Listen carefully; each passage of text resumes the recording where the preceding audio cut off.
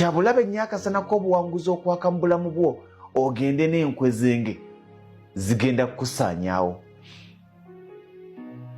Njagala kugamba ekintu kimu.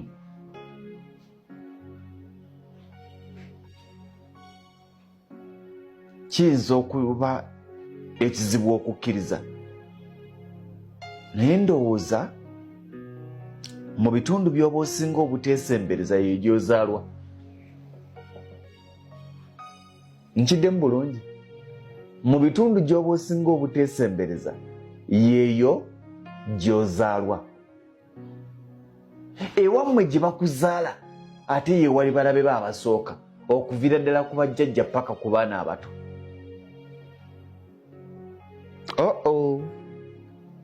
Muganda nkubuulire, kiwulikika ng'ekizibu naye ge mazima.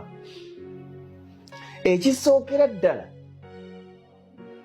emitima gy'omuddugavu gitambulira ku njogera egamba nti tewaleeyagaliza ya munne kuzaala nduusi. Mwasomanga mwenna ndi gwe wasomanga naye. Maama we ayagala omwana we abaawo w'oli. Ekyobuwumbatuutu ekibaawo nti mu kifo ky'okunoonya gwo atuusaawo agambe nti ne munno lwaki omuleka emabega ate akuba gwoddeyo obeere nga ye. Nali neebuuza abasajja lwaki edda Nazzikuno ng'omusajja ava gy'azaaliddwa ebbira n'agenda e Busubi n'agula ekibanja gye batamumanyi n'abeera mupya. Ekimu ku ky'obulabe ekisinga kwekeera ku makya n'ofuna ssente ezizimba emizigo, kwekeera ku makya n'ofuna ssente ezizimba loogi, kwekeera ku makya n'ofuna ssente ezizimba ekkolero n'oliteeka ewammwe. Si kibi era tekyandibadde kibi, naye abantu bakifuula ekibi. Kubanga abantu ku kyalo bakyajjukira oli gwe baalabanga tebamanyi ono mupya era beebuuza nti nga yakikola atya. Abantu si bangu nga bwe tubalowooza. Era ensi tekwagaliza nga bw'olowooza naye gwe weeyagalize. Nedda, gwe keera ku makya Mukama akuwa obusobozi ogule poloti, otuze abantu 10 obagambe ndaguze poloti. Abasanyufu bali babiri. Waliwo omu abiri essaawa tayagala kumanya oba oguze mu mateezi binnyamba ki. Oguze kati nze binkwatireko wazi. Eyo bizinesi yo nze binkwatakoyo naye waali takweyinaako buzibu naye tebimukwatako. Ne tuba n'omusanvu ogw'obulabe. Lwaki si be bagiguze, lwaki gwagiguze? Emitima gy'abantu gijjudde ekigambo lwaki si nze, naye gyasiimuukamu ekigambo nti Mukama olwange lwaddi.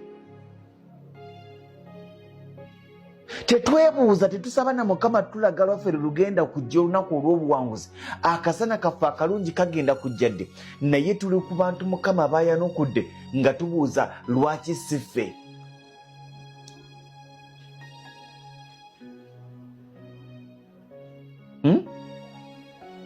Ate nga gy'emitima gy'omuddugavu, gy'emitima gy'abaddugavu, ye neeyisa y'abaddugavu, bwe bulamu bw'abaddugavu. Ku buli bantu 10 abategedde obuwanguzi bwe, abantu 2 be basanyukidde obuwanguzi. Omuntu omu ali awo tayagala kumanya. Abantu 7 bafuuse ba busungu gy'oli. Kubanga be baagala okukibeera. Bwe batakibeera baagala abaana baabwe be balina okukibeera. Singa si baana baabwe waakiri bandibadde ba mu nnyumba nga be bakibeera, naye lwaki ggwe? Naye bano tebalina tulemesa kutambula, wabula gamba nti twegendereza abantu. Ensi tetwagala nga bwe tulowooza. Era nze ndaba nnyo abantu abakira ku makya oluusi oli ataddeyo puusi oli alina kyataddeyo olinaga nti nze sikwagala. Ekyo tekikola mawulire ku muntu alengedde ensi.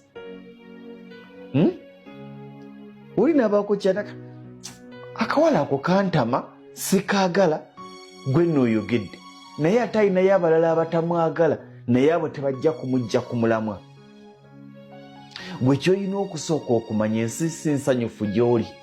naddala ng'otuuse ku buwanguzi oba ng'olengera obuwanguzi. Ekyokubiri ky'olina okumanya ensi tekwagala. Ekyo bw'onaakiyingizaamu ogenda kutuuka akaseera nga tewali kigambo kye bagamba ne kikuyugula ttama oba okukuggya ku mulamwa.